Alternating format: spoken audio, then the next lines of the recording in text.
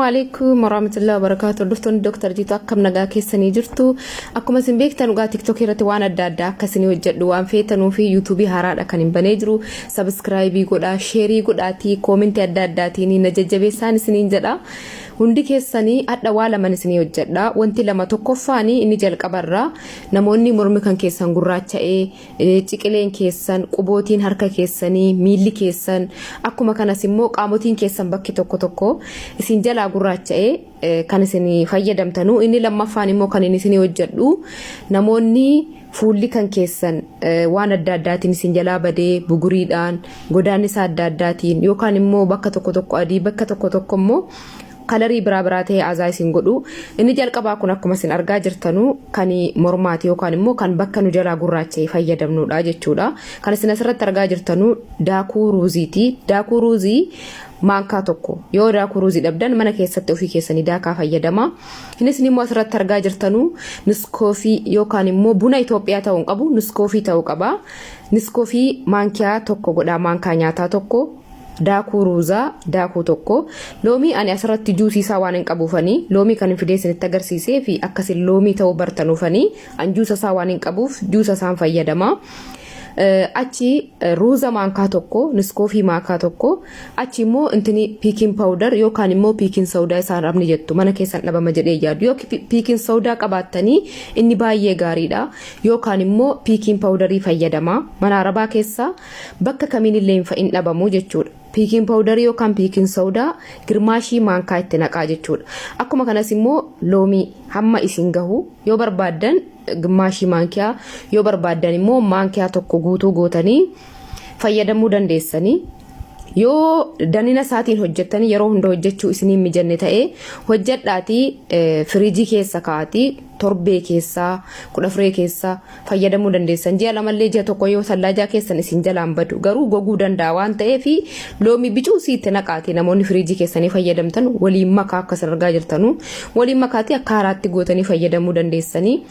Kana sadan walitti naqaatii bareechaa wal nyaachisaa waliin makaati ennaas waliin makatanu akka nyaataatti kofa'uu danda'a ta'a maaliif piikin soodaanii waa kofaasisuutti dandeettii qaba waan ta'eef akkas ta'uu danda'a ta'a garuu hin sodaatina.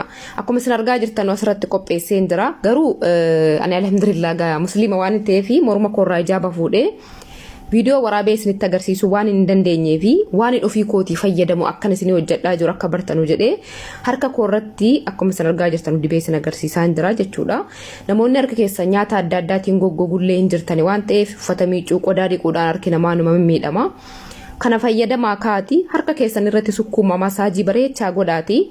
Daqiiqaa hamma ta'e tursiisaa ka'a irraa dhiqadhaati vaazileenii kiriimii adda addaa dibadha. Kiriimii adda addaa caali immoo vaazileenii isin fayyada vaazileenii noormaanii vaazileenii qulqulluu dibadhaa bula ganamannaa kaatan harka keessanii lallaafa biyaanse torbee keessaa 2 yeroo 3 yoo fayyadamtan baay'ee gaariidha. Namoonni mormi keessan isin jalaa gurraacha'ee torbee keessa yeroo 2 qofa fayyadama. Ani isinitti agarsiisuu jedheetani kana kan inni dhiqadhe malee yeroo baay'ee irra hin tursiisne morma keessanii akka kana sukkuumaatii achi irraa dhiqadhaa. Vaazileenii irratti dibadhaa hin gurraachisuun hin bada. Torbee keessa guyyaa 2 kan isin fayyadamuu qabdanuu jechuudha. Yoo jilba keessan ta'es torbee keessa guyyaa 2 caaliin fayyadamina jijjiirama baay'ee qaba. Ani dibadhee isinitti agarsiisuufani malee irra hin tursiisne jechuudha. Kanaafuu haala kanaan fayyadamtan garuu namni alarjiikii qabdanu jiraachuu waan namaan galu waan ta'eef harka keessan irratti mokkora ituu dura morma keessan irratti dibattanii alarjiikii dhiqqasnitti ta'uu mala loomiin jechuudha. Kanaaf dura harka keessan yookaan miila keessan irratti mokkora yoo miilli keessan yookaan harki keessan alarjiikii wayii ittiin baane morma irratti fayyadamuu dandeessanii jechuudha. Inni lammaffaan immoo maaksii fuulaati. Kan isin asirratti argaa jirtanu shaayee arongaadee sinigalee giriintiin shaayee jechuudha. Shaayee arongaadee mana keessaa hin dhabamu. Yoo dhabdan ofii keessanii bitachuu dandeessanii mana arabaa kamiin keessayyuu hin dhabamu birrii baasuun isin irratti hin eegamu jechuudha.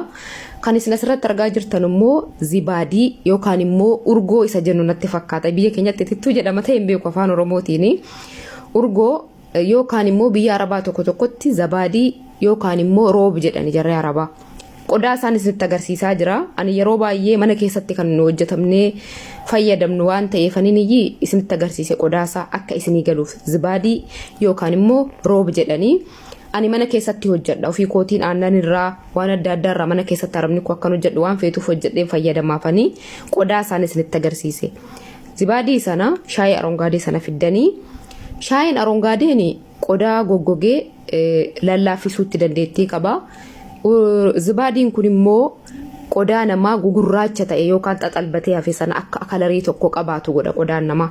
Namni kamiyyuu fayyadamuu dandeessanii miidhaa tokko hin qabu wallahi jechuudha maqaa rabbiiti wallahi. Ani faayidaa tokko sanirraa argachuuf miti garuu waan ofii kootii fayyadamee argeedha waan nyaata hojjedhu fuulli koo yeroo baay'ee na jalaa badeellee beeka jechuudha. Garuu kanumaanan sirreeffadhe. Kuni daakuu ruuziiti. Shaayii arongaadee sana tokkoon sii godhaati yoo dhabdan ofii keessanii bittanii fayyadamuu dandeessanii. Ruuza daakuu ruuzaati. Yoo immoo daakuu ruuzaa dhabdanii daakuu nashaan maali daakuu boqqolloo jechuudha. Daakuu boqqolloo mana arabaa keessan dhabamu. Daakuu boqqolloo sana maankaa tokko zabaadii kana immoo yookaan roob kan jedhamu kana maankaa tokko gootanii yookaan maankaa lama hamma isin ga'u gootanii akkuma isin asirratti argaa jirtanuu waliin maktanii bareechatanii waliin maktanii fuula keessanitti yoo dibattanii baay'ee faayidaa qaba. Qaamni keenya urgoon yookaan roobiin kun qodaa namaa idimee keenya malee iji jalli nu shutuntuuru dhaddi keenya gizee malee walitti shutuntuure akka jaarti qodaan keessan isin jalaa ta'u ammas immoo fuula keessan waa gugurraacha sanirratti bahee waan adda addaatiif qodaa keessan torbee keessa kana yoo isinii danda'ame torbee keessa guyyaa 4 guyyaa 3 fayyadama baay'ee faayidaa qaba.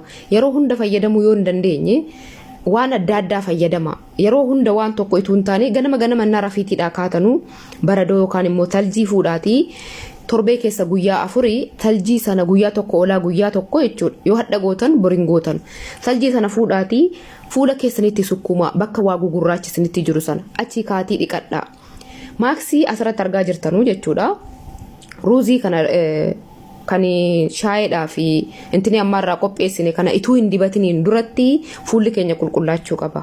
Wanti akkasii ennaa dibatamu fuulli qulqullaachuu qaba. Maaliifi fuula keessan dhiqadhaa saamunaadhaan waan fayyadamtanuun fuula keessan erga dhiqattanii kaatanii kan isin dibachuu qabdan. Kuni fuula xurii irratti hin dibamu. Maaliif kan nu feenu fuulli keenya baayireksii yookaan waan adda addaa fuula keenya jiru godaannisa fuula keenya irra jiru akka kan waan feenuuf kan nu dibannu waan ta'eef dura qulqullaa'uu qaba. Saamunaa irdii fayyadama. Yeroo baay'ee ijoolleen keenya biyyoota arabaa keessa jirru fuulli keenya waan adda addaatiin waan nu jalaa baduuf saamunaa qaamaa dhiqannaa ta'uu hin qabu. Innaa nyaata hojjettanii kaatan fuula keessan dhiqadhaa. Saamunaadhaan namni kan inni fuula isaa dhiqachuu qabu guyyaatti yeroo tokko qofa ta'uu qaba. Yoo ganama naa kaatan saamunaa dhiqattanii lammeessaa dhiqatina yookaan immoo yoo nama nyaata qopheessu taatanii guyyaatti yeroo tokkitti erga nyaata hojjettanii kaatanii qofa kan isin dhiqachuu qabdan. Fuulli namaa qodaan isaa haphiidha. Guyyaatti yeroo 3-4 saamunaadhaan dhiqamuu qabu waan ta'eef akkuma isin argaa jirtanu kanatti isinii deebi'aa dhiqadhaa kaatii dibadhaa. Erga dibartanii kaatanii daqiiqaa 10 hamma inni gogutti jechuudha. Innaa gogee ka'ee miidhaa tokko hin qabu kun yoo isin fayyannellee waan isin miidhu tokko hin qabu harragaa keessan. Kanaafuu akkuma isin argaa jirtanu irriddanii jechuudha quba keessaniin irraa irriddanii gogaa irraa kaa'u already ofiin irraa harcaa jechuudha. Kun ennaa gogee ennaa isin kaastanu mataan fuula namaarrallee inuma jira. Mataa fuula keessanirra jirullee bubuqqisee kaasaa deema jechuudha. Waan adda addaatiin fiddanii mataa sana ofirraa kiriimii adda addaatiin ofirraa kaastanii fuulli keessan akka mammadaa'u akka godaannisa godhatu akka bugurii adda addaa finniisni adda addaa isinitti ba'uun godhu jechuudha. Kun mataallee isiniif kaasaa waan gugurraacha sanallee qannasaa deema. Waan kana yoo fayyadamtan jalqaba akka fayyadamtaniin jijjiirama akka qalbiitti argachuu dandeessanii jechuudha. Kanaafuu ani isinitti agarsiisuu jedheetanii ennaa waa fuula keessanitti dibattanuu morma keessanillee illee dibadhaa. Fuula keessan qofatti hin dibatina waan mormatti dibattanuu fuulatti illee dibachuu qabdan. Garuu isan jalqaba irra isinii hojjedhe sana waan loomii qabu garuu fuula keessanitti hin buusina. Garuu immoo wanti fuulatti dibamu morma keessanirra miidhaa hin ga'u waan ta'eef fuulli keessaniif mormi keessan akka wal fakkaatuuf waan fuulatti dibattanu morma keessanirratti illee dibadhaa. Harka keessanirratti illee dibadhaa. Maaliif wal fakkaachuu qabaa waan ta'eef yoo fuulli keessan diimatee mormi keessan magaala ta'uu danda'a jechuudha. Qaamni keenya hundinuu kalarii adda addaa qaba waan ta'eef fayyadama. Namoonni ijji keessan jallisin gurraacha'u akkuma kana kun baay'ee faayidaa qaba. Torbee keessa guyyaa 4 fayyadamuu dandeessanii. Akkuma kanas immoo waan adda addaa waan boorcii balleessu waan mataa isin jalaa caccabee waa hundayyuu isinii sirreessu adda addaa isiniin hojjedhaa na jajjabeessaa. Subscribe godhaa akka viidiyoon koo yeroo hunda isin qaqqabu.